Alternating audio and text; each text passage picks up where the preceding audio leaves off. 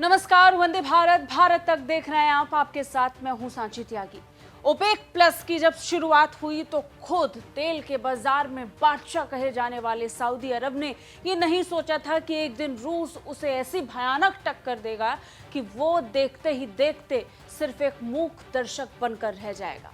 जी हां, सऊदी अरब उसी के खेल में बुरी तरीके से परास्त हो गया और परास्त करने वाला कोई और नहीं बल्कि रूस है। रूस जो ओपेक प्लस का सदस्य भी है और इसके साथ ही तेल के खेल में सऊदी को लगातार पछाड़ रहा है। इसने सऊदी के सर में सरदर्द कर दिया और इसी को लेकर पूरी दुनिया में घमासान बचा है। लेकिन इन सब के लिए जो सियासी पिच तैयार हुई है वो कोई और नहीं, एशिया है। चीन और भारत इसमें सबसे बड़ी भूमिका निभा रहे हैं। तेल के खेल के दो बड़े दिग्गज सऊदी अरब और रूस के बीच ऑयल मार्केट में दबदबे को लेकर अब लंबे वक्त से तनातनी और गहरा रही है। एक रिपोर्ट के मुताबिक रूस से समझौते के बावजूद एशिया के तेल बाजार से कम होते दबदबे और कच्चे तेल की कीमत में वृद्धि नहीं होने के कारण सऊदी अरब ने रूस से नाराजगी जाहिर की है। दरअसल दोनों देश तेल उत्पादक देशों के समूह ओपेक प्लस के सदस्य हैं, लेकिन यूक्रेन युद्ध की शुरुआत के बाद रूस ने रियायती कीमतों पर तेल निर्यात करना शुरू कर दिया।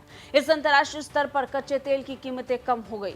तेल की गिरती कीमत को देखते हुए पिछले महीने अप्रैल में रूस, सऊदी अरब समेत ओपेक प्लस के सदस्य देशों ने तेल उत्पादन में कटौती करने का फैसला किया। इस समझौते के तहत सऊदी अरब ने 5 लाख बैरल प्रतिदिन तेल उत्पादन कम कर दिया। वहीं सऊदी अरब का कहना है कि रूस ने वादा करने के बावजूद तेल उत्पादन में कटौती नहीं की। ये पूरा खेल ऑयल के मार्केट को कैप्चर करने का था। डिमांड जिस स्तर पर कम दामों की वजह से बढ़ रही थी, सऊदी ये चाह रहा था कि इसे लेकर सप्लाई कम कर दी जाए। तेल मार्केट में भूचाल लाने के लिए और अपनी बादशाहत को बरकरार रखने के लिए सऊदी अरब ने एक मास्टर प्लान तैयार किया था। ऑयल के बिजनेस में सीधा एक बहुत आसानी सा इकोनॉमिक्स का फॉर्मूला तैयार करने की कोशिश हुई। कम कीमतों की वजह से, क्योंकि बाजार में डिमांड बढ़ रही थी, तो सऊदी की कोशिश थी सप्लाई कम की जाए। इसको लेकर रूस से भी बात की गई और रूस पर दबाव बनाने की कोशिश की गई, लेकिन रूस ने ऐसा नहीं किया, जिसके बाद सऊदी अब रूस पर कई गंभीर आरोप लगा रहा है।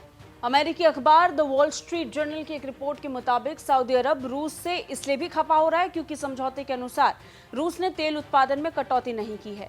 हालांकि रूस का कहना है कि उसने भी समझौते के अनुसार तेल उत्पादन में कटौती की, लेकिन ऑयल मार्केट विशेषज्ञ रूस के इस बयान से आश्वस्त नजर नहीं आते। ऑयल मार्केट से जुड़े एक्सपर्ट्स कहते हैं कि रूस ने तेल उत्पादन में कटौती नहीं की क्योंकि रूस ने ऑयल प्रोडक्शन को लेकर कोई आधिकारिक रिपोर्ट अब तक जारी ही नहीं की।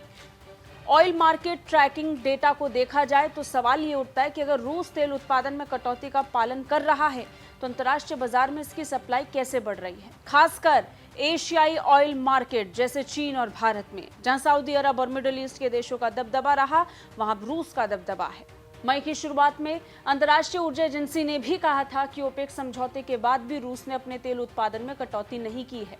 इसके बजाय अपने राजस्व की भरपाई के लिए उत्पादन और निर्यात बढ़ाने की तलाश शुरू कर दी है।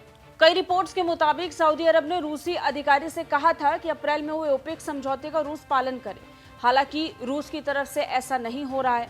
हर दिन 5 लाख बैरल कम तेल उत्पादन करने की बात सामने आई थी, जिसे रूस नजरअंदाज करते हुए आ रहा है।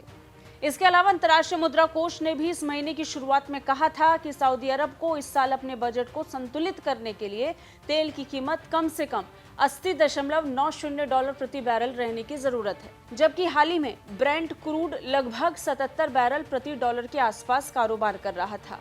कुल मिलाकर रूस पर ट्रांसपेरेंट ना होने का आरोप लग रहा है और इन सब के बीच में इसका खामियाजा सबसे ज्यादा सऊदी अरब को भुगतना पड़ रहा है, क्योंकि चीन और भारत कम कीमतों की वजह से रियायती दरों पर लगातार रूस से तेल खरीद रहे हैं। भारत जो तेल रूस से खरीद रहा है वो यूरोप में भी जा रहा है और बाकी देश भी भारत से लगातार तेल खरीद रहे हैं और इस लिहाज से इससे भारत को भी फायदा हो रहा है, लेकिन नुकसान सबसे ज्यादा खाड़ी देशों को हो रहा है। कैसे लगी रिपोर्ट कमेंट करके जरूर बताइए। बाकी रक्षा और विदेश मामलों से अपडेट रहने के लिए देखते रहिए भारत तक।